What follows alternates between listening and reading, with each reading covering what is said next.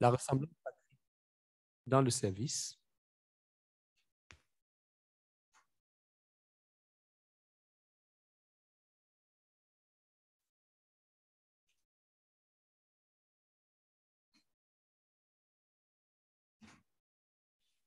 La ressemblance à Christ en tant qu'enfant de Dieu. Le caractère, le service et tout simplement en tant qu'enfant de Dieu.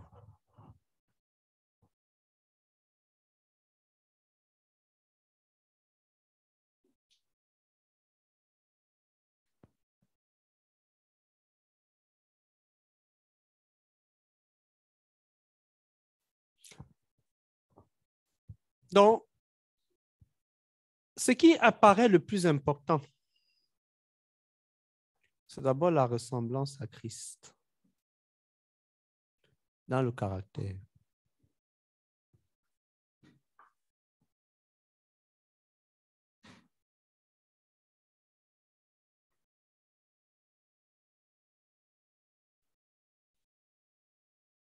Et nous allons démarrer une série sur le caractère chrétien.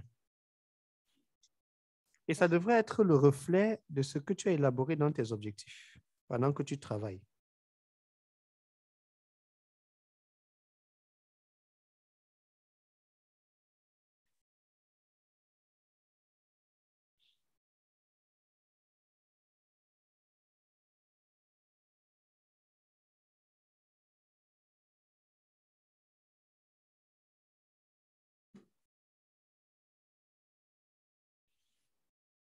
Donc, je vais remettre ça de manière plus contextuelle. La maturité dans la vie se résume par le fruit.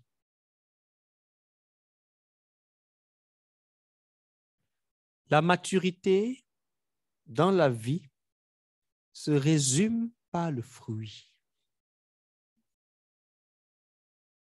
Si pendant l'année 2022, tu n'as pas porté de fruits, tu peux considérer que tu es immature.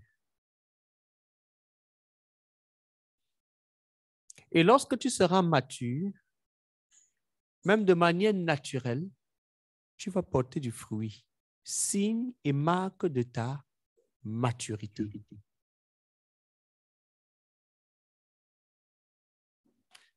Donc, en commençant cette année, la série sur le caractère chrétien, nous voulons que chacun revienne d'abord à s'assurer, à établir des objectifs de manière cohérente.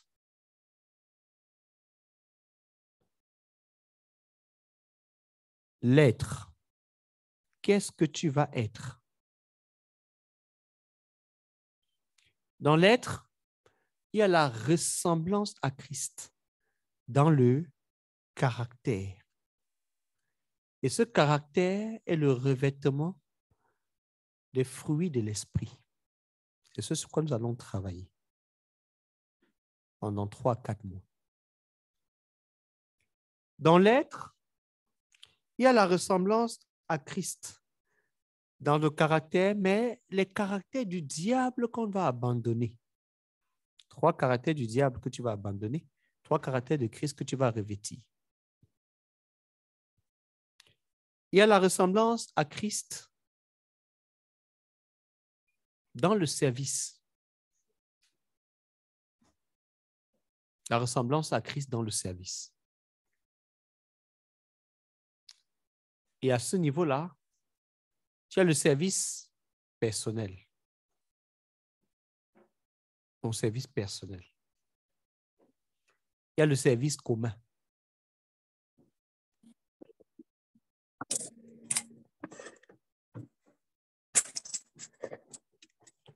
Et enfin, la ressemblance à Christ en tant qu'un enfant de Dieu. Et ici, en tant qu'enfant de Dieu, l'élément qui va être important, c'est la connaissance de Dieu en tant qu'enfant ou en tant que fils de Dieu. selon ton niveau de maturité, tu peux savoir le classer. Est-ce que jusque-là, on est ensemble? Est-ce que c'est clair? Est-ce qu'on peut avancer? Donc, quand tu mesureras ton année au fur et à mesure, chaque mois ou chaque 3 mois ou chaque 6 mois, et que tu évalueras, évalue ta maturité. Plusieurs ne savent pas évaluer leur maturité parce qu'ils n'ont pas défini les critères de maturité. L'évaluation d'une maturité se vaut. Mais entre en ligne de compte un ensemble de paramètres d'évaluation. Certains évaluent le nombre de chapitres qu'ils ont lus, les heures de prière qu'ils ont fait. Mais leur caractère ne change pas. Si tu évalues le changement de caractère, il est évident que ce caractère est transformé à cause du temps passé dans la présence de Dieu.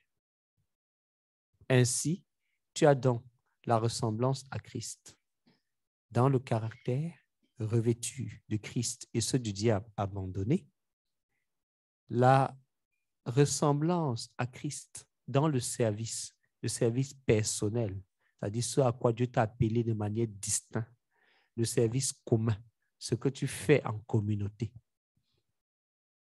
Et la ressemblance à Christ en tant qu'enfant de Dieu ou fils de Dieu. Et c'est dans la connaissance de Dieu.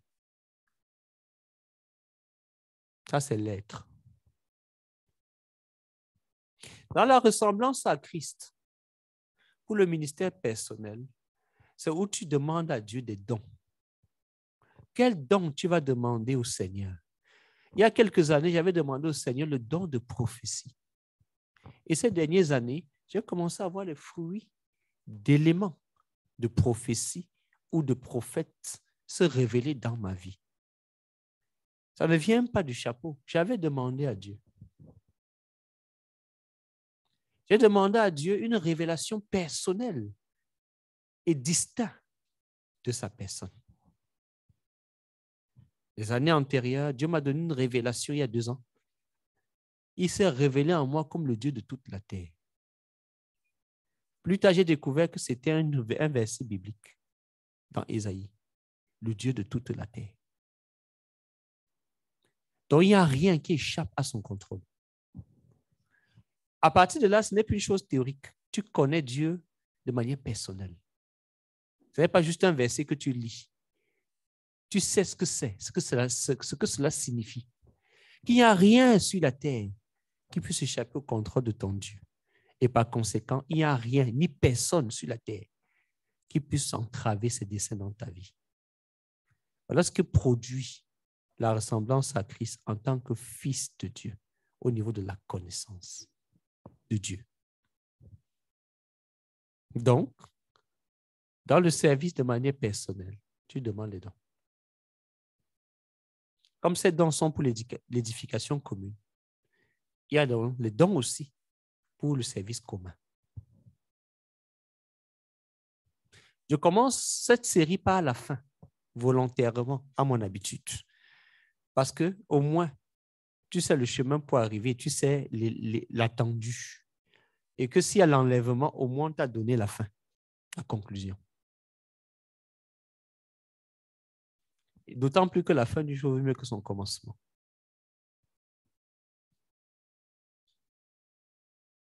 Ça, c'est l'être.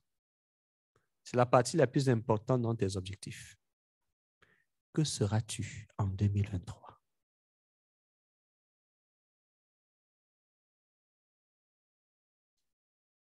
Que seras-tu? Que deviendras-tu cette année? Ça va se mesurer au finish dans le fruit. Et ce sera l'élément de ta maturité. Établis-les dès à présent.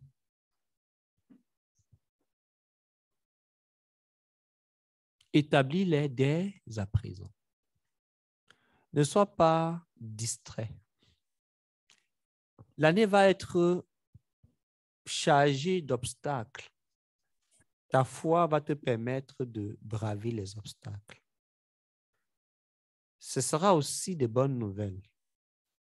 Ta foi va t'amener à être concentré. Ne sois pas distrait cette année. Sois concentré.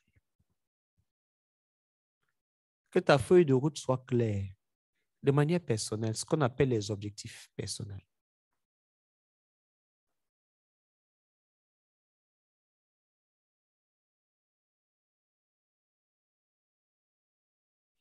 Ça, c'est la première partie dans les objectifs. Et c'est ce que nous allons travailler. Il y a le faire. Qu'est-ce que tu vas faire? Pierre nous dit qu'il paye un prix jusqu'à ce que Christ soit formé dans les disciples. Allons le lire ensemble.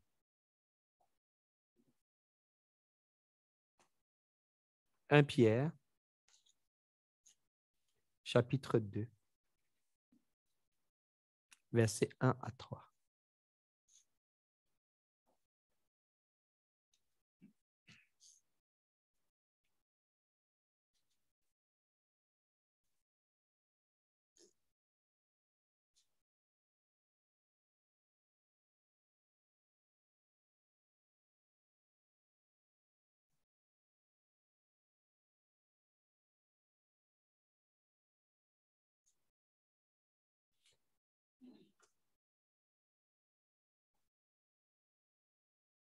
Ce n'est même pas le versage que je cherche.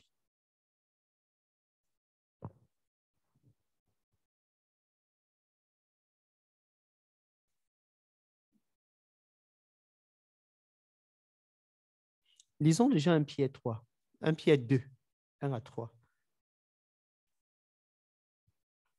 1 Pierre 2, à partir du verset 1 à 3. Je lis la parole du Seigneur. Rejetant donc toute malice et toute ruse, la dissimulation, l'envie et la médisance.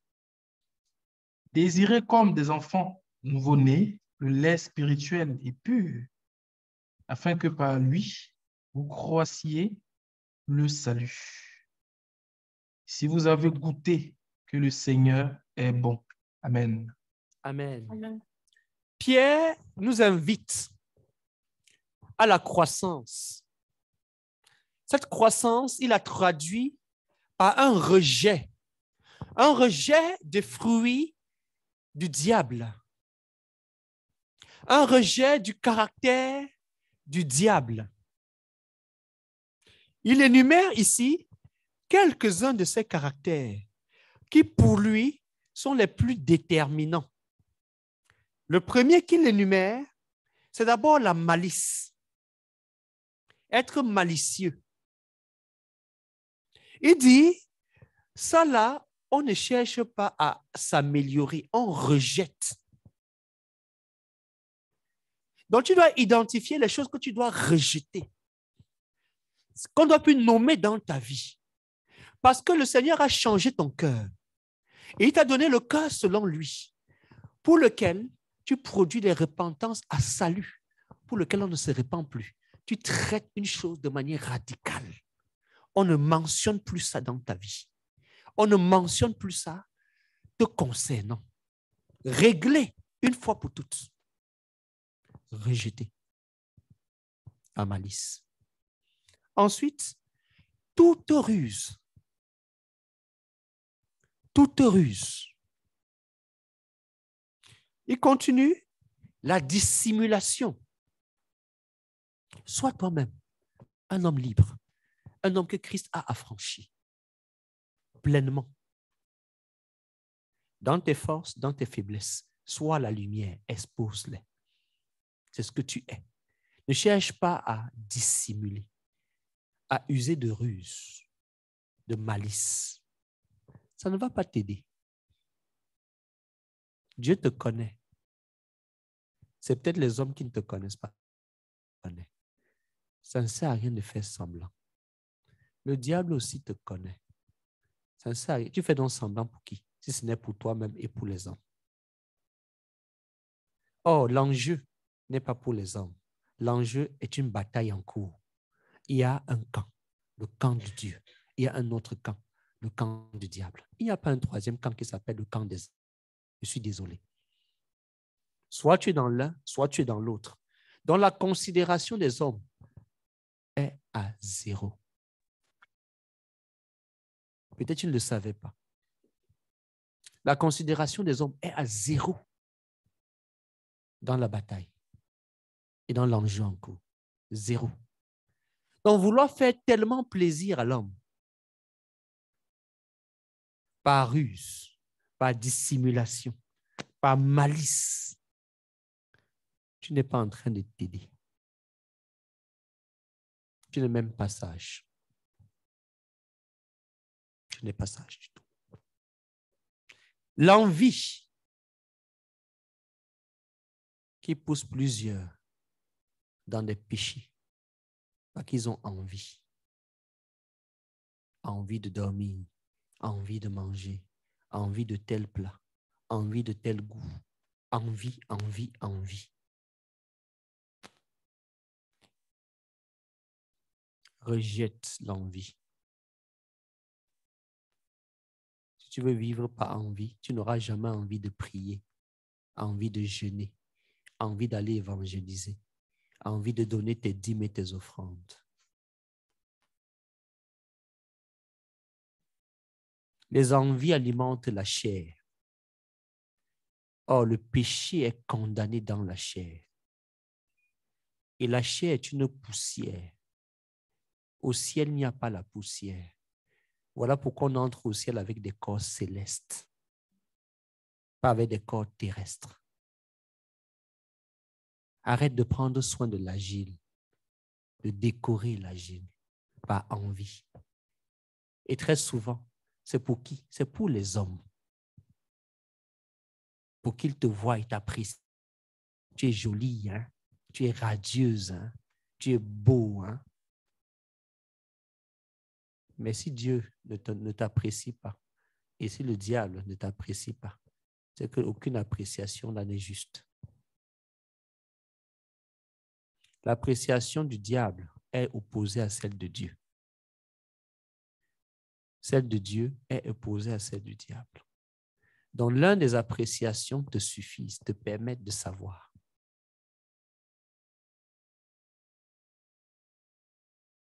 L'envie rejette. Toute médisance. Médire, c'est mal parler d'eux. C'est dire des choses au sujet d'une qui n'est pas vraie.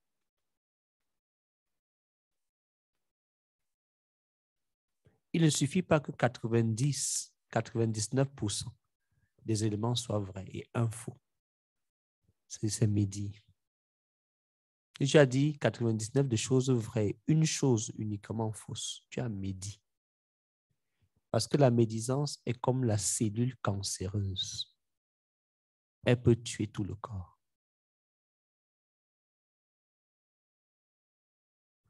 Dans le caractère, nous n'allons pas traiter le caractère avec la sensibilité, avec des considérations d'envie, non plus avec la douceur, mais de manière brutale et de manière radicale. L'apôtre continue à dire, quand on a rejeté, il y a des choses qu'on doit désirer. Les caractères du diable que tu dois rejeter et le caractère de Christ. Et désirer comme des enfants nouveau-nés. Le lait spirituel et pur de la parole de Dieu. L'apôtre dit, quand tu rejettes ça, tu dois t'alimenter avec la parole de manière abondante. Parce que la parole est une nourriture, est un repas. Aucun organisme vivant ne se développe sans alimentation. Pour revêtir le caractère, pour se développer et maturer et grandir, bien-aimé, tu as besoin de te nourrir. Tu as besoin d'aliments et d'éléments dans ton alimentation qui vont favoriser ta croissance. Si tu manges déséquilibré, tu peux avoir le kwashiorkor. Si tu manges déséquilibré, tu peux maigrir et même mourir. Si tu manges déséquilibré, tu peux être atteint de maladies.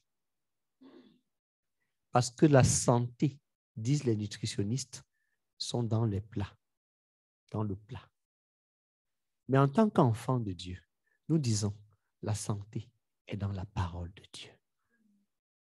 Il envoya sa parole et ça les guérit.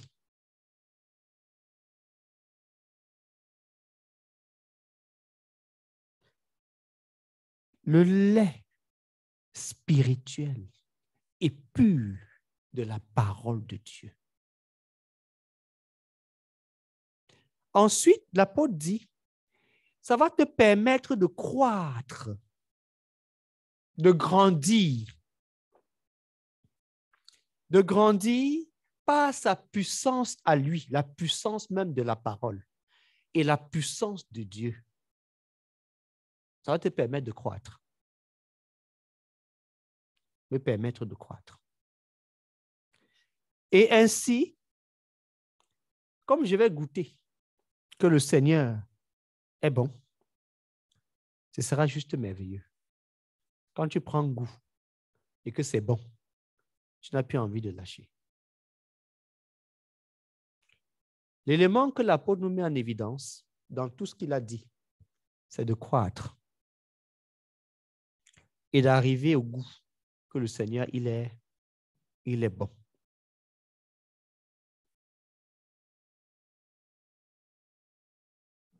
L'apôtre Paul, donc, revenons au passage que je cherchais, qui est dans Galates 4, le verset 19, qu'une personne lise pour nous.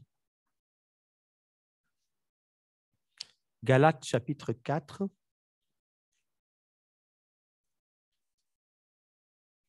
le verset 19.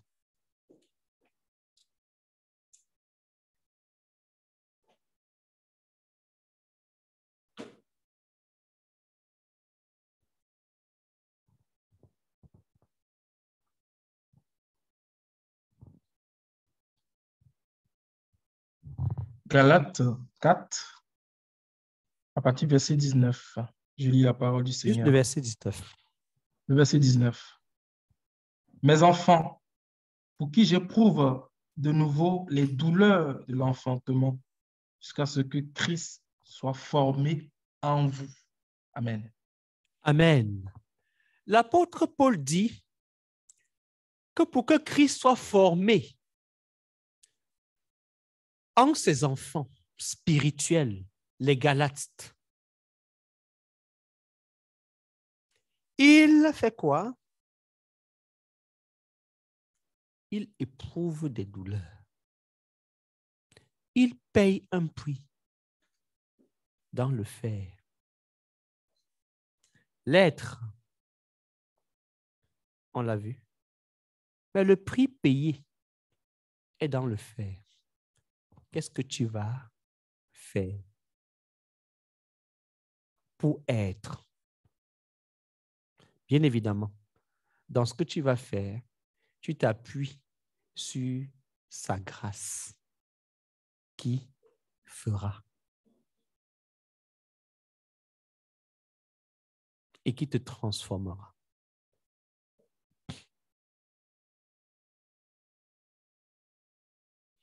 L'apôtre dit, il éprouve les douleurs de l'enfantement jusqu'à ce que Christ soit formé.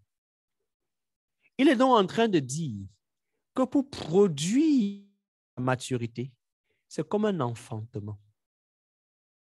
Nous allons voir comparativement au processus de la maturité de la cellule végétale et de la cellule animale. Dans la cellule végétale, on va prendre le cas d'une plante. Dans la cellule animale, on va prendre le cas d'un homme.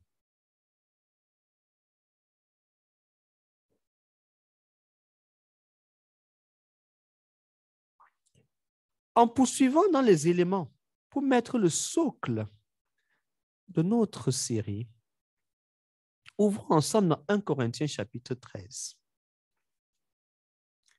le verset 11.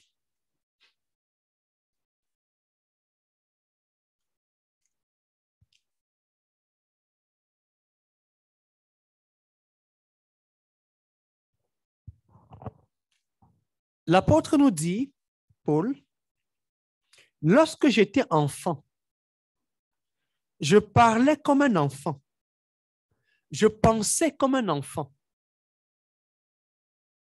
1 Corinthiens chapitre 13, le verset 11. Pierre nous a parlé des enfants. Comme des enfants, nous devons aspirer au lait en vue de croître. Donc, mon statut va changer. Quand j'étais un enfant, je prends le lait. Et pendant que je grandis, la parole, qui était premièrement le lait, va se transformer en nourriture solide. C'est la même parole, parce qu'elle aussi, elle grandit. Elle est vivante. Et tout ce qui vit se développe et grandit et croît. Enfant, j'ai désiré le lait spirituel et pur de la parole de Dieu. Ça m'a amené à croître par la parole elle-même et la grâce de Dieu. Ensuite, l'apôtre dit qu'il a payé un prix pour que Christ soit formé en nous. Pas l'enfant Jésus de la crèche, mais le Christ, loin, à mesure de servir efficacement son Père, mais surtout de faire toute sa volonté.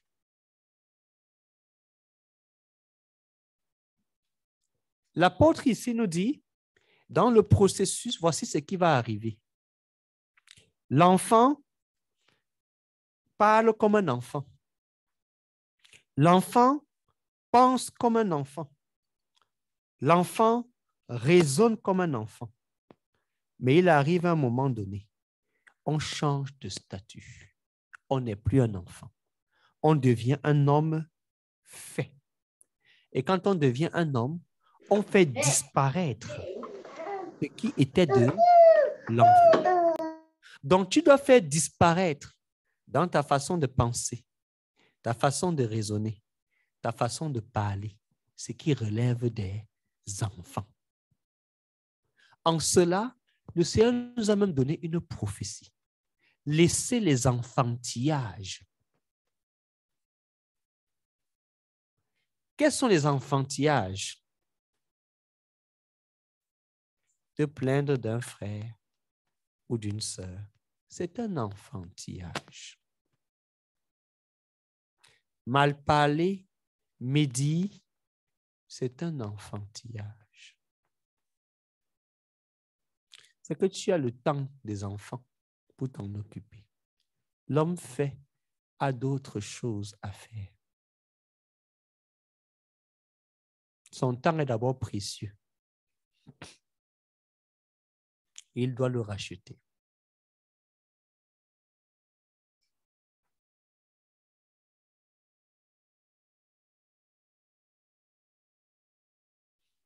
Enfant, tu penses comme un enfant. Tu parles comme un enfant. Tu raisonnes comme un enfant. Donc, comme nous l'avons vu mercredi dernier en introduction, l'élément de maturité essentiel, donc, comme l'apôtre nous le présente, se résume au niveau de ta parole. Ton langage fait de toi un enfant, permet d'identifier si tu es un enfant ou si tu es un une personne mature.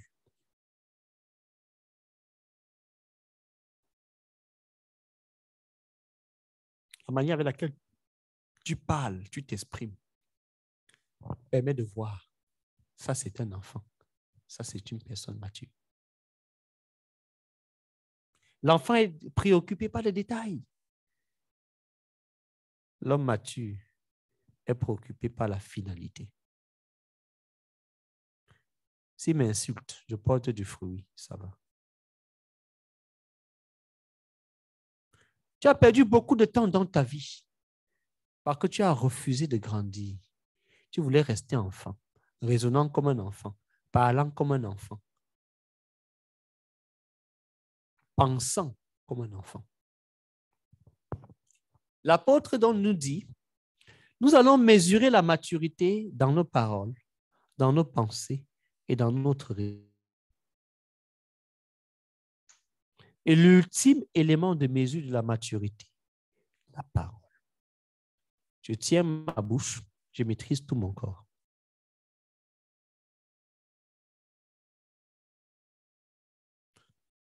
Et ceux qui sont matures sont ceux qui ont la capacité de se maîtriser.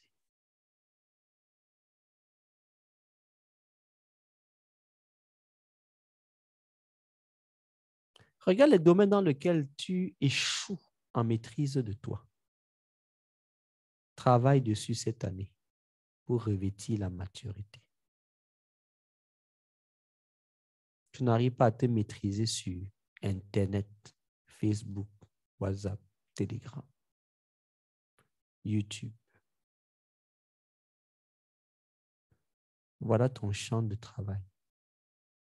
Concentre-toi dessus pour te maîtriser. Tu n'arrives pas à maîtriser ta langue, toujours en train de parler. Maîtrise-toi. Les hommes spirituels ne parlent pas beaucoup.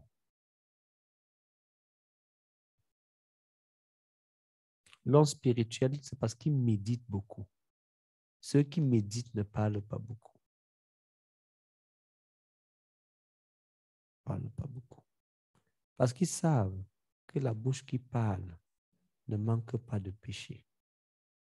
Pour réduire le péché dans leur vie, ils réduisent leurs paroles.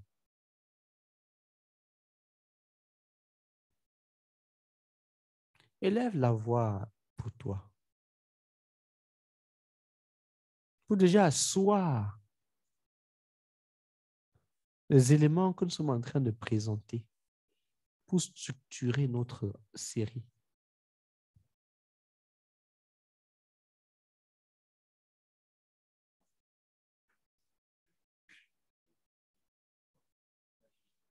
Père, pendant que tu nous parles de la maturité, merci parce que tu traces devant nous clairement les éléments sur lesquels, oh Seigneur, tu vas agir.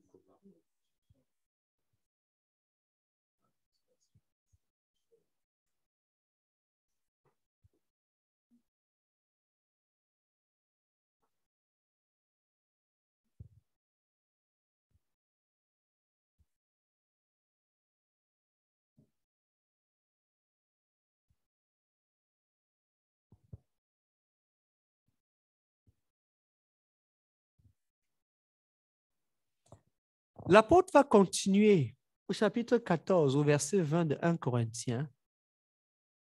Remettre une couche comme l'apôtre Pierre sur quelques éléments.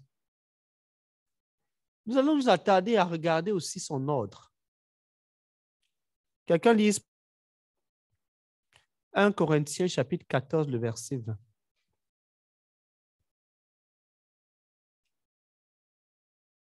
Corinthiens, chapitre 14, verset 20. Je lis la parole du Seigneur. Frères, ne soyez pas enfants sous le rapport du jugement, mais pour la malice, soyez enfants. Et à l'égard du jugement, Soyez des hommes faits. Amen. Amen. Ce qui m'a interpellé, c'est que l'apôtre Paul cite le premier élément que l'apôtre Pierre a cité, la malice. La malice. La malice. On dirait que l'apôtre Pierre a lu la lettre de l'apôtre Paul, ou que l'apôtre Paul a lu la lettre de l'apôtre Pierre, qui se sont concertés pour écrire la même lettre, les mêmes points concernant la maturité.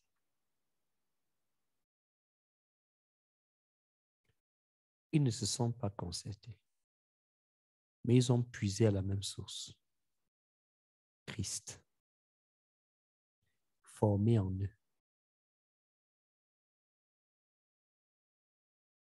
À l'égard de la malice, sois un enfant. Mais à l'égard du jugement, sois un homme fait. Un homme accompli, un homme fait, une femme faite. L'enfant parle comme un enfant. L'enfant pense comme un enfant. Et l'enfant raisonne comme un enfant. L'homme mature fait disparaître ce qui est de l'enfant. Il ne garde pas une partie, il fait disparaître.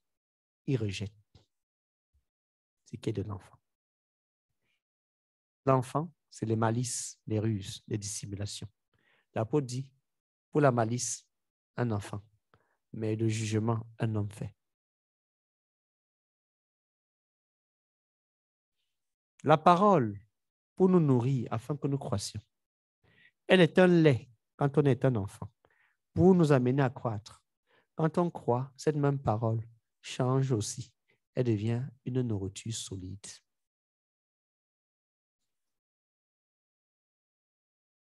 Quand on est un enfant, c'est un lait. Ce lait nous alimente. Quand on devient un homme fait, ça devient une nourriture solide qui nous alimente.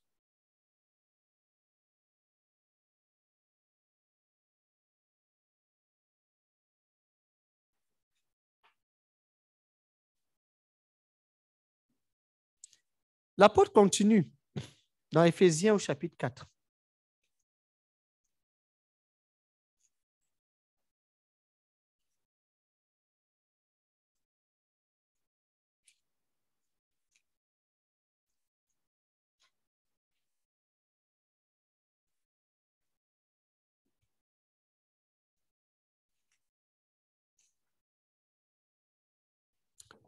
Du verset 11 à 16. Et il nous dit ceci. Il a donné les uns comme apôtres, les autres comme prophètes, les autres comme évangélistes, les autres comme pasteurs et docteurs, pour le perfectionnement des saints.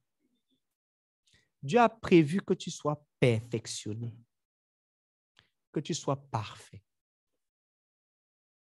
que tu atteignes la perfection. Pour cela, il s'est assuré de donner les ressources humaines dont tu as besoin en vue de ce perfectionnement. Il s'est assuré de ça.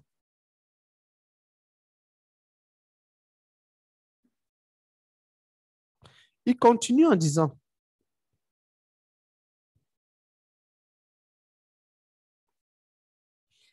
en vue de l'œuvre du ministère et de l'édification du corps de Christ, jusqu'à ce que nous soyons tous parvenus à l'unité de la foi et de la connaissance du Fils de Dieu, à l'état d'homme fait.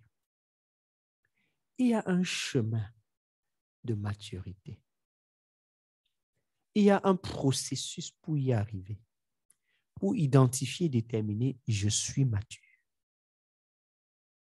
Il y a une statue de maturité qui est l'homme fait. qui est l'homme parfait, qui est l'homme mature, qui a fait disparaître tout ce qu'il y a de l'enfant. Pour qu'on arrive à l'état d'homme fait. L'état d'homme fait. L'état d'homme fait, c'est très important. À la mesure de la stature parfaite de Christ, afin que nous ne soyons plus quoi? Des enfants, flottants et emportés à tout vent de doctrine par la tromperie des hommes et par leur ruse, dans les moyens de séduction, mais que professant la vérité dans la charité, nous croissions, croître, nous croissions à tous égards en celui qui est le chef, Christ. Croître en Christ, revêtir Christ, s'identifier à Christ dans la maturité. Cette identification passant par la connaissance de Christ. C'est cette connaissance-là de Christ qui va débloquer ce qu'il faut pour grandir. C'est de lui et grâce à tous les liens de son assistance que tout le corps bien coordonné et formant un solide assemblage tire son accroissement. Ici maintenant, c'est l'accroissement du corps, ton service commun pour l'accroissement du commun du corps. Pour l'accroissement du corps selon la force qui convient à chacune de ses parties et s'édifie lui-même dans l'amour. Ce texte résume donc l'ensemble des éléments. Vous avez vu que l'apôtre a encore mis une couche sur cet élément de malice, de ruse, dont l'apôtre Pierre a mis la couche dessus. La dissimulation, la ruse, la malice. C'est l'handicap premier pour celui qui veut croître.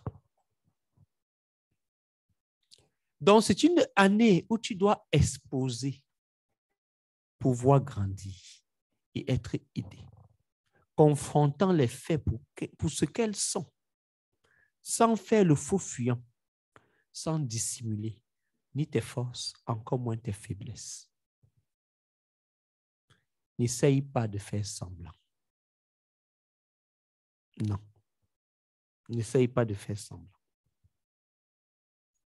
Au verset 13, l'apôtre dit « Jusqu'à ce que nous soyons tous parvenus à l'unité de la foi et de la connaissance du Fils de Dieu, à l'état d'homme fait, à la mesure de la stature parfaite de Christ. » Donc, dans cette série, nous allons prendre du temps et tout le temps nécessaire pour arracher ce qui est de l'ennemi, les caractères du diable. Nous allons voir dès la semaine prochaine comment le caractère du diable est revêtu de manière naturelle. Nous allons citer quelques-uns de ces éléments, de ces caractères. Nous allons également voir comment le caractère de Christ est formé en nous. Et nous allons travailler à revêtir ces caractères. Donc, ce sera tout un enseignement dynamique sous forme de chantier. Ce ne sera pas un coup magistral. Il y aura l'enseignement, il y aura la réponse avec la prière de manière dynamique. Et on va progresser ainsi pour cette série. Dans Hébreux, au chapitre 5,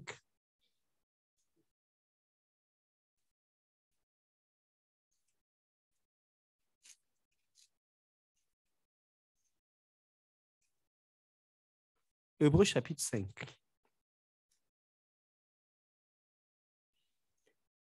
Les versets 12 à 14, c'est toujours l'apôtre Paul qui nous parle.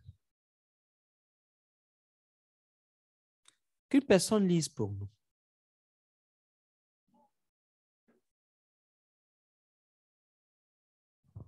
Je lis la parole de Dieu dans Hébreux 5, à partir du verset 12 au verset 14. Vous, en effet, qui depuis longtemps devriez être des maîtres, vous avez encore besoin qu'on vous enseigne les premiers rudiments des oracles de Dieu. Vous en êtes venus à avoir besoin de lait et non d'une nourriture solide. Or, quiconque en est au lait n'a pas l'expérience de la parole de justice, car il est un enfant. Mais la nourriture solide est pour les hommes faits, pour ceux dont le jugement est exercé par l'usage à discerner ce qui est bien et ce qui est mal. Amen. Amen. La nourriture solide, c'est pour les hommes faits, dont le jugement est exercé. À l'égard du jugement, soyons des hommes faits. À l'égard de la malice des enfants. L'enfant, il est encore au lait. Mais l'apôtre nous dit, l'élément qui apporte la croissance là, c'est la parole de justice. La parole de justice. Cette même parole de justice que nous découvrons quand nous voyons les noces de l'agneau dans Apocalypse 19. Cette parole de justice qui va nous façonner, qui va nous transformer, qui va donner les ingrédients de la croissance dont nous avons besoin. Tu as donc besoin de connaître cette parole de justice pour être un homme fait. L'ingrédient de la croissance. L'ingrédient de l'accroissement. On va lire une introduction de ce livre, Le chemin du... Parce que c'est ce sur quoi nous allons nous baser pendant cette série. Le Seigneur est profondément préoccupé par le caractère. Son premier but est que ceux qui le connaissent soient comme lui dans leur caractère. Oui.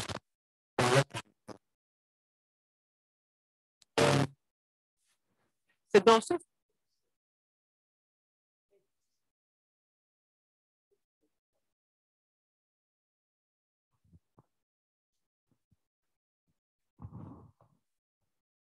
Je vais recommencer. Le Seigneur est profondément préoccupé par le caractère. Son premier but est que ceux qui le connaissent soient dans leur caractère. C'est dans ce sens qu'il est dit des premiers apôtres qu'il en établit 12 pour les avoir avec lui et pour les envoyer prêcher avec le pouvoir de chasser les démons. Marc chapitre 3 du verset 14 à 15. Il fut établi d'abord pour être avec lui, afin qu'il devienne comme lui dans le caractère. Et ce n'est qu'ensuite qu'il devrait être envoyé pour prêcher et chasser les démons. On peut dire directement que seuls ceux qui ont été avec lui et par conséquent l'ont revêtu peuvent être envoyés par lui pour servir en son nom. Tous ceux qui n'ont pas été avec lui et par conséquent n'ont pas revêtu son caractère sont exclus de son service. Le premier appel du Seigneur est que les gens puissent venir à lui et qu'ils soient transformés pour être comme lui, la ressemblance à Christ dont nous avons parlé tantôt. Le ministère est secondaire. C'est dans ce sens que l'apôtre Paul écrivit, « Mes enfants, pour qui j'éprouve les douleurs de l'enfantement jusqu'à ce que Christ soit formé en vous. » Galates chapitre 4, le verset 19 que nous avons lu. Si la vie d'une personne ne ressemble pas à celle du Seigneur Jésus, son service pour lui ne vaudra pas grand-chose. Beaucoup parlent aujourd'hui du Seigneur et tentent même de le servir, mais leur caractère témoigne contre ce qu'ils disent, ce que disent leurs lèvres. On disait d'un prédicateur qu'il était aussi évangéliste qu'un ange, mais 2 fois plus méchant que le diable. Ceci est... Il y a l'évangile prêché par les lèvres, mais aussi un autre évangile qui est prêché par le caractère, par la vie.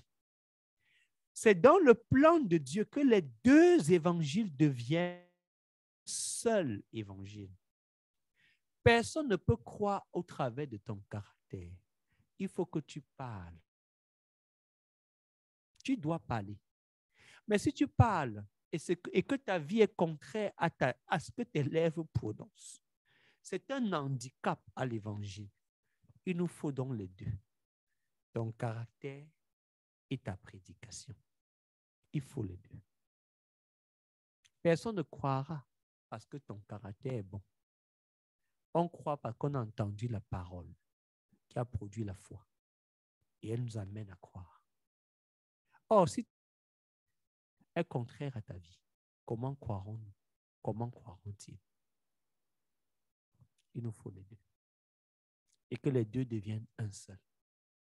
Que tu prêches ce qui est et ce qui est que tu vis.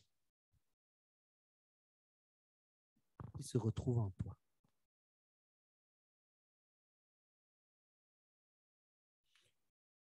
Une présentation du Seigneur. Voilà ce que c'est que l'évangile. À moins qu'il y ait cet évangile prêché par la parole et la vie, nous aurons du mal à convaincre un monde qui observe de la réalité de Christ. Le monde est fatigué du christianisme en parole, qui n'est pas soutenu par la vie. La réalité est que les vies de plusieurs croyants témoignent vigoureusement contre l'évangile. Regarde ta vie. Note les éléments qui témoignent vigoureusement contre la vie de Christ, contre l'évangile. C'est ce sur quoi nous allons nous attarder dès la semaine prochaine. Qu'est-ce qui dans ta vie témoigne vigoureusement contre l'évangile? Tu dois rejeter cela.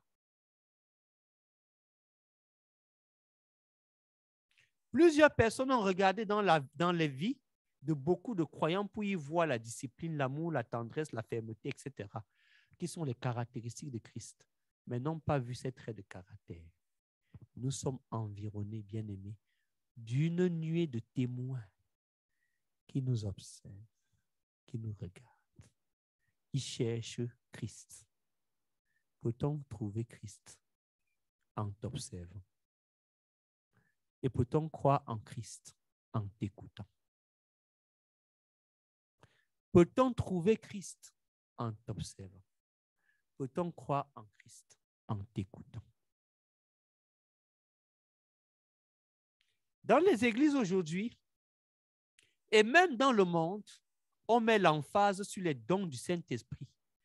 Et jusqu'à un certain degré, cela est normal, parce que ces dons ont été délaissés pendant plusieurs années. Cependant, faisons attention au fait que les dons ne sont pas des grâces. Balaam continue à prophétiser même sur le chemin de la désobéissance. Samson continue à manifester une force physique inhabituelle, alors qu'en même temps, il manifestait une impuissance morale inhabituelle. Les dons spirituels ne sont pas nécessairement que la personne est spirituelle ou sainte. Il y a des personnes qui manifestent des dons spirituels, mais qui vivent dans l'adultère, qui vivent dans l'impudicité. Les dons ne veulent rien dire sur ton état de maturité et de sainteté. Absolument rien. Ne t'y méprends pas. D'ailleurs, même en Égypte, les magiciens d'Égypte ont manifesté la puissance spirituelle à l'identique à celle de Moïse et Aaron. Ça ne veut donc rien dire. Absolument rien.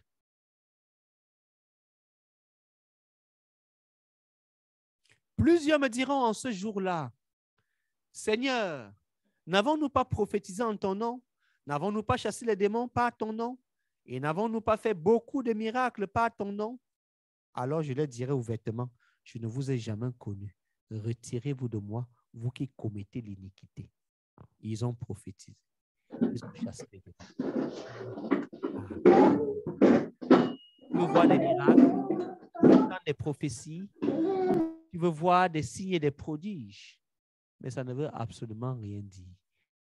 Celui qui le fait peut être un ouvrier de l'iniquité.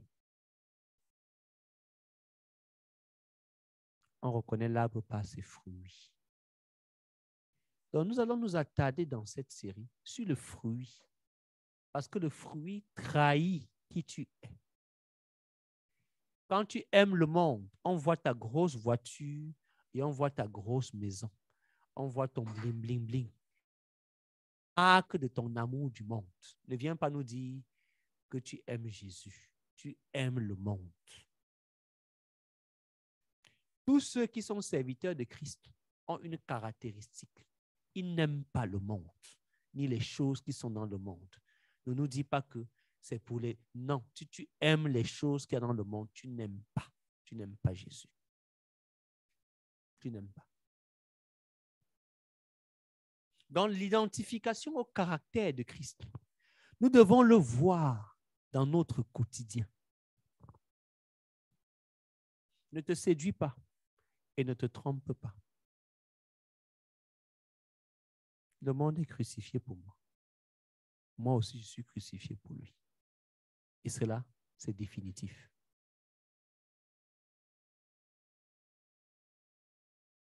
On peut raconter l'histoire d'un homme de Dieu. Il insulte les gens. Il les maltraite, les martyrise. Quand j'ai écouté l'histoire, j'ai dit que non, ça, ce n'est pas un homme de Dieu. Déjà, la bouche, le langage de l'homme de Dieu est distinct. Maudissant.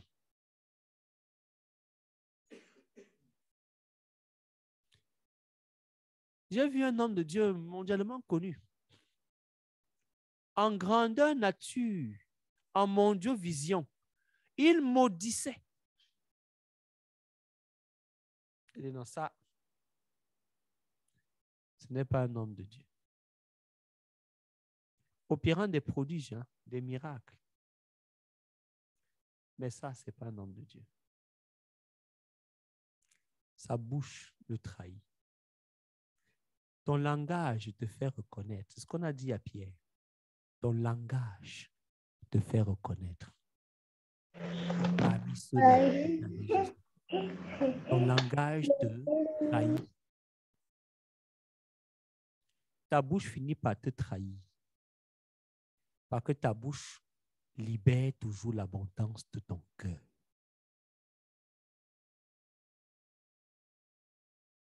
Examine donc ce qui sort de ta bouche. Il y a certains dont les paroles sont toujours négatives. Négatif. Quand il entreprend la parole, ça commence d'abord par les choses négatives. Ton cœur est négatif. Voilà, tel est ton fruit. Tel est ton arbre.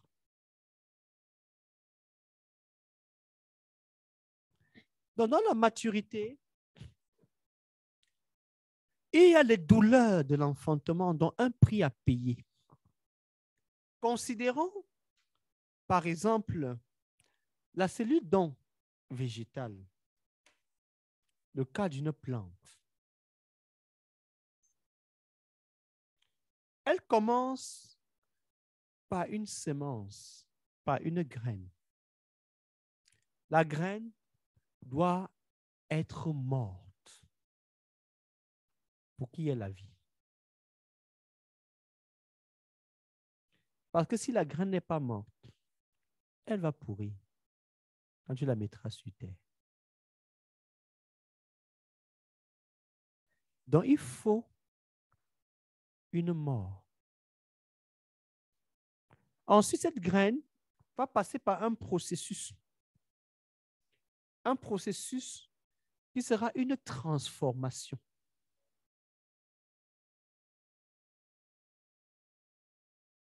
La graine va être transformée par un processus comme le processus de l'évolution humaine, de fécondation. Ensuite, il y aura cette germination qui est l'identique donc de la fertilisation. La graine va germer. Ensuite, il y aura la croissance d'un plantule. Ensuite, il y aura la croissance végétative qu'on appelle une plante.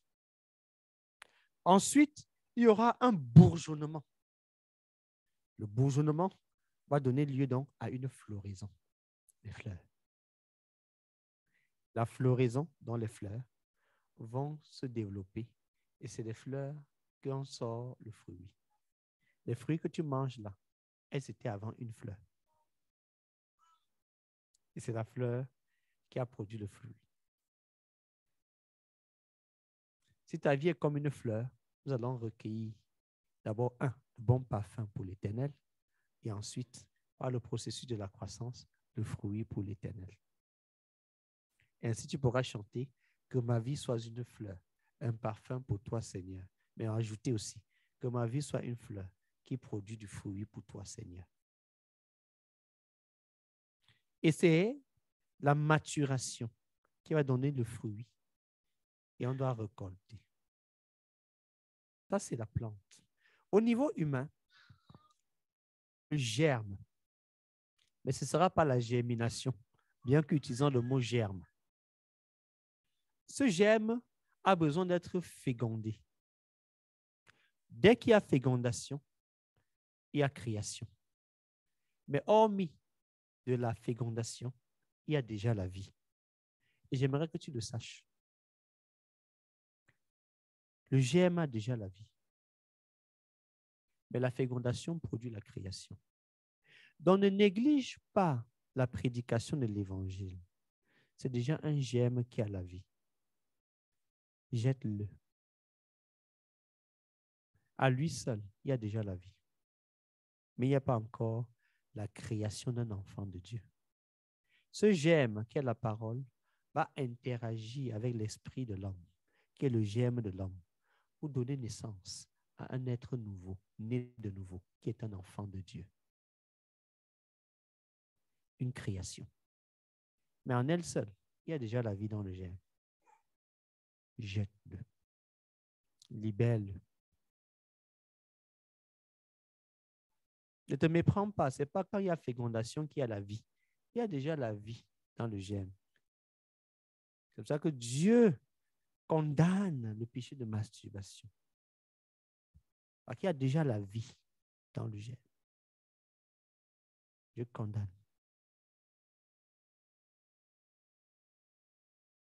Il y a déjà la vie. Dieu condamne l'avortement. C'est déjà tuer la création.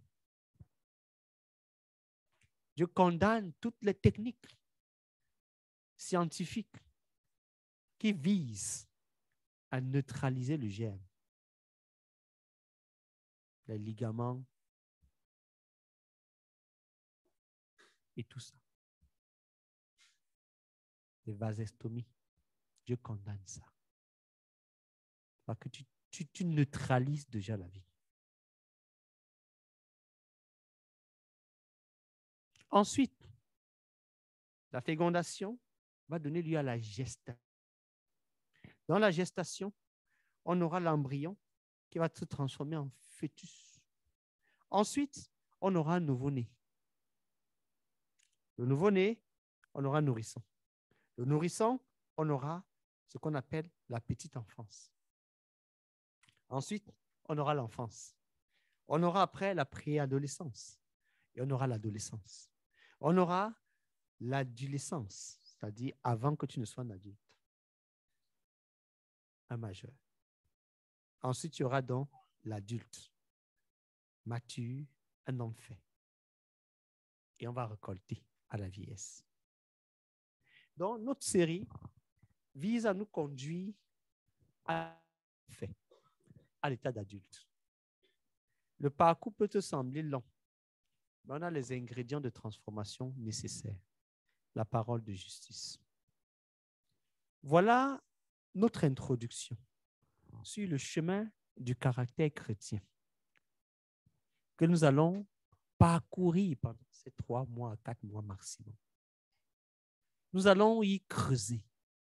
Ce sera très dynamique. Nous allons être enseignés et nous allons prier. Est-ce qu'il y a des questions? Oui. Oui.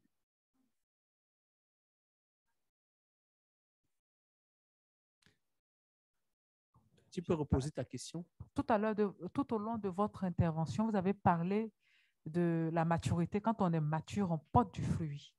Dans le livre de Galates aussi, on parle des fruits de l'esprit. Est-ce qu'il s'agit des mêmes fruits? Oui. Il y a 2 fruits que nous allons porter. L'un, c'est le fruit et l'autre, c'est les fruits. Dans le livre de Galates, on parle du fruit, le fruit de l'esprit, pas les fruits de l'esprit. Parce que c'est un seul fruit, mais avec 9 ingrédients à l'intérieur. Et l'autre, ce sont les fruits extérieurs. L'autre est intérieur et se manifeste à l'extérieur. Dans notre être, l'autre est extérieur à notre être. Parce que celui-là, on peut cueillir. L'arbre reste planté, mais on cueille les fruits, on part avec. Il est extérieur. Comment? Le fruit extérieur, c'est des âmes gagnées et gardées dans les greniers célestes. Nous devons d'abord revenir le fruit interne, le fruit de l'esprit, qui se développe en nous par le caractère de Christ revêtu. Ensuite, nous devons porter du fruit externe par des âmes gagnées, cueillies, conservées dans les greniers célestes. Pour que l'évangile soit un seul, qu'on croit à cause de ce que j'ai prêché et à cause de ce qu'on a vu dans ma vie. Quand on atteint la maturité, la croissance est même naturelle. Elle est naturelle. Et on porte du fruit de manière naturelle. Quand l'arbre atteint la maturité, que tu le veuilles ou pas, les fleurs vont sortir. Il y aura du fruit. Mais le seul fruit qui compte est celui qu'on cueille et qu'on peut manger, qu'on peut mettre dans le grenier, qu'on peut faire usage. La récolte.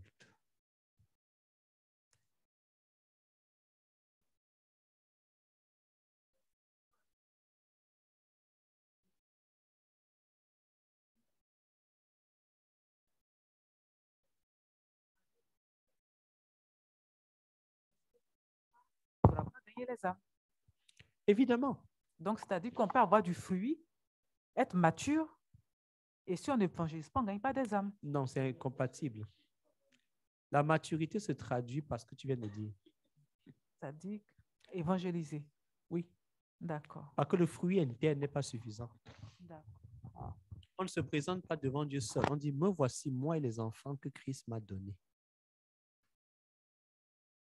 Donc, si tu es mature, sa maturité englobe cela.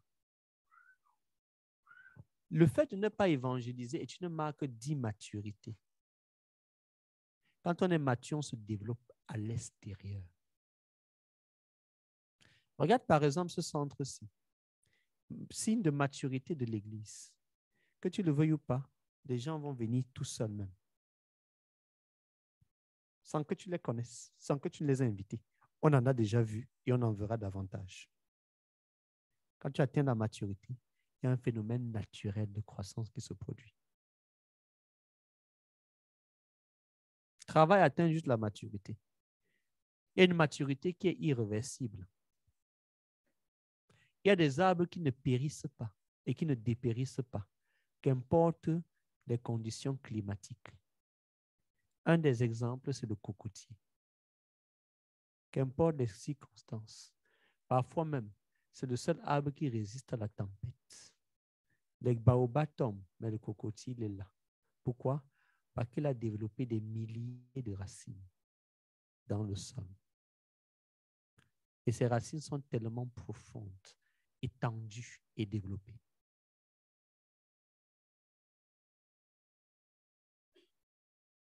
Le papayer, très rapidement, il porte des fruits, des papayes. Mais il est aussi fragile. Des deux, l'état de maturité se mesure par le fruit cueilli, récolté. Il faut faire attention. On parle beaucoup de fruits et on va davantage parler du fruit. Mais tous les fruits ne se valent pas. Tous les fruits ne se valent pas. Le papayer, tu prends les pépins du papayer, ça aide à soigner certaines maladies. Tu prends la papaye, le fruit lui-même, il est doux, il est agréable, il rafraîchit. Ça s'arrête là. Il peut transformer en jus de papaye, ça te fait un jus. Ça s'arrête là. Quand tu prends le palmier, la pulpe de la noix de palme produit un élément qui est vital pour plein de choses. Du carburant, avec ça. On produit l'huile pour faire la cuisson, avec ça. Même le chocolat que tu manges, pour certains, il y a l'huile de palme dedans. En fait, c'est finalement un ingrédient qui va être partout. Tu récupères la noix, cette noix-là reproduit encore une huile très recherchée, utile pour le corps. L'huile de noix de palmiste, très précieuse. Une huile grasse qui fait briller le corps, qui nourrit l'épiderme. À l'intérieur, là, ce qu'on récupère, on produit un amuse-gueule avec, en le broyant et en mettant un peu de sucre. Tu vois, on a fruits et fruits. Il y a un fruit dont l'étendue est très grand et un autre dont l'étendue est petit. Il ne s'agit pas juste de porter du fruit, mais porter du fruit comme le noix de palme qui produit l'onction. L'onction va partout. Le papayer ne produit pas d'onction. Je suis désolé.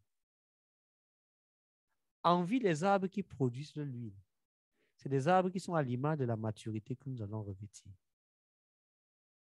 Parce que la maturité, c'est l'onction qui est utile pour d'autres, comme le noix de palme. L'huile, là, sert à plein de choses. Après avoir retiré la graisse de pulpe de la noix, ça devient un élément pour allumer le feu. Un ingrédient pour set de fire, comme on dit en anglais. Ce feu-là, c'est le feu de l'esprit. En fait, je vous invite à aller un peu étudier l'agriculture. Le Seigneur est le premier agriculteur. Il a commencé par l'agriculture. Il a planté un jardin. Il n'a pas commencé à élever un cheptel. Donc, de base, Caïn, qui est le grand frère, devait offrir quelque chose de fabuleux à Dieu. Mais son frère, berger, est venu offrir quelque chose de fabuleux. Ce n'était pas que son métier était dévalorisant en tant qu'agriculteur. C'était le premier métier de Dieu. Et en tant que grand frère, il a fait le premier métier. Mais c'est il n'a pas tiré l'onction de son travail. Il a pris des fruits quelconques. Il a aussi offert. Ce qu'il n'a pas offert, il a aussi offert. Mais il a pris des fruits quelconques. Il n'a pas discerné quel fruit dans la nature ressemble à Dieu pour offrir à Dieu ce qui le correspond. Donc nous voulons porter du fruit, pas n'importe lequel. Le fruit qui correspond à Dieu. Le fruit qui correspond à Dieu. Tu peux apporter tes mangues. Tu peux apporter ta papaye. Tu peux apporter ta pomme. Mais apporte les fruits qui correspondent à la nature de Dieu.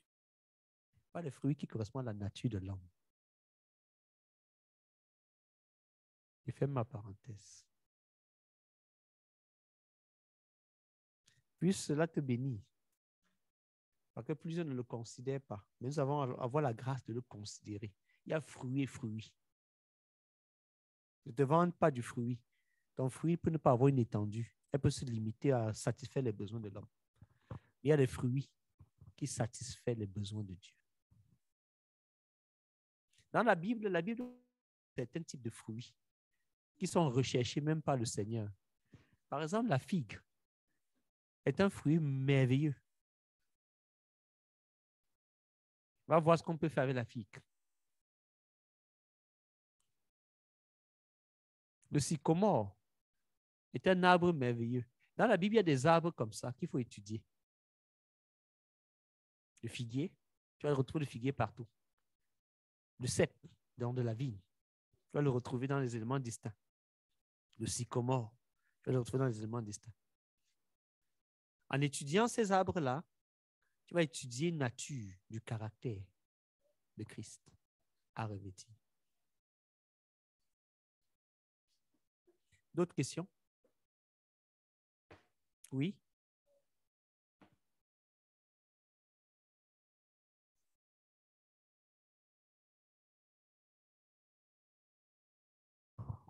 Connaître la parole de justice. Moi, je voudrais bien savoir, avoir un éclaircissement sur ce qu'est la parole de justice. Je t'envoie aller méditer et chercher. On en reparle mercredi si je n'ai pas trouvé. Ok, pasteur. L'exercice est pour toi. Je n'aurais pas donné à n'importe qui. D'autres questions en ligne ou ici en salle?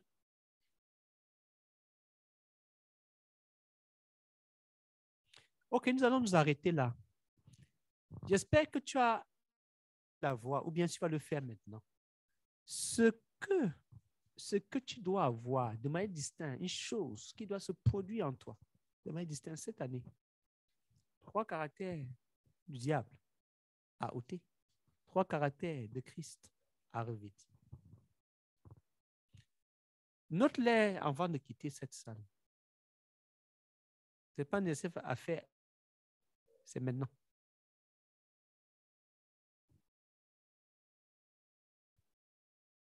Ou avant de te déconnecter.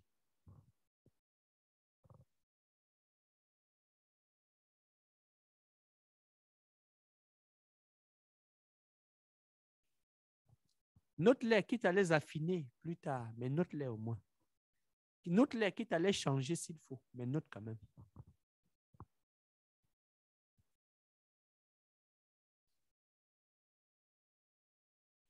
Note aussi là où tu manques de maîtrise dans ta vie. Évalue tes propos.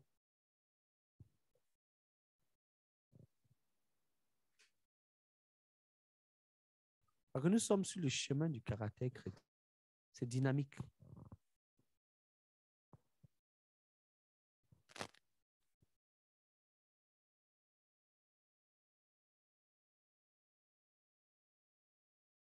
Ces éléments doivent faire partie de tes objectifs personnels que tu dois établir. Je ne sais pas comment établir les objectifs. Je vais partager à nouveau un exemple d'objectif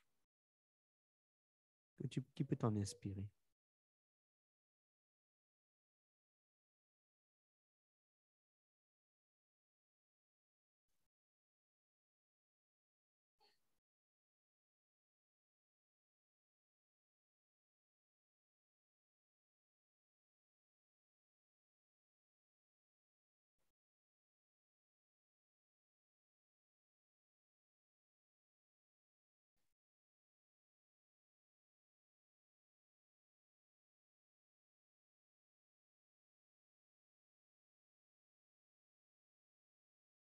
Je vais demander à une personne en ligne de prier pour nous et on va s'arrêter là.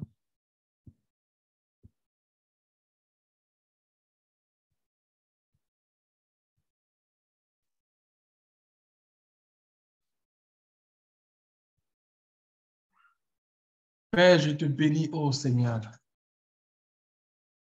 Père, merci infiniment, ô notre Dieu. Merci, Seigneur, pour le début, l'introduction de cette série riche, Seigneur.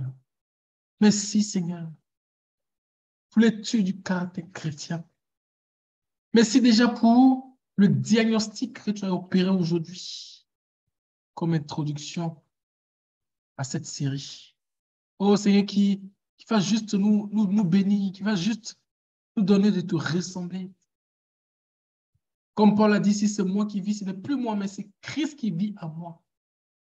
Oh Seigneur, nous croyons qu'à la fin de cette série, qu'à la fin de l'année 2023, oh, nous puissions te revêtir, te ressembler Oh, comme tu as dit, soyez parfaits, comme votre Père Céleste est parfait. Seigneur, nous pourrons dire, nous sommes parfaits, comme tu es parfait.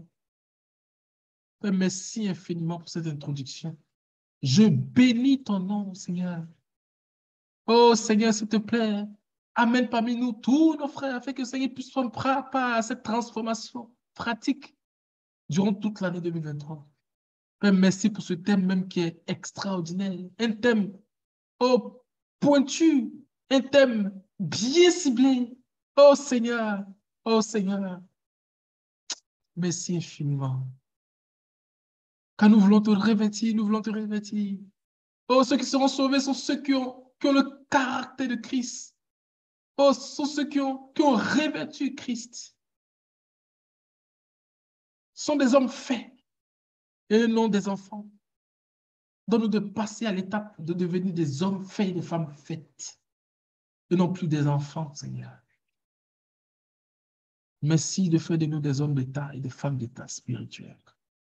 Au nom de Jésus. Nous te bénissons et nous te confions la vie des frères. Nous te confions, Seigneur, cette soirée. Nous te confions notre semaine. Nous prions que tu sois avec nous. Que tu nous guides, tu nous conduises, que tu nous donnes de méditer sur l'introduction de cette série du caractère chrétien. Père, s'il te plaît, Père, s'il te plaît. Épargne-nous des choses du monde, épargne-nous du monde. Tu as dit dans ta parole que nous sommes dans le monde, mais nous ne sommes pas du monde, Seigneur. Donne-nous de fonctionner en tant que des disciples qui ne sont pas du monde. Donne-nous de travailler à l'interne, à produire ce fruit intérieur qui produit ensuite des fruits extérieurs. Père, s'il te plaît, donne-nous d'être concentrés tout au long de cette année. Au nom de Jésus. Amen. Amen.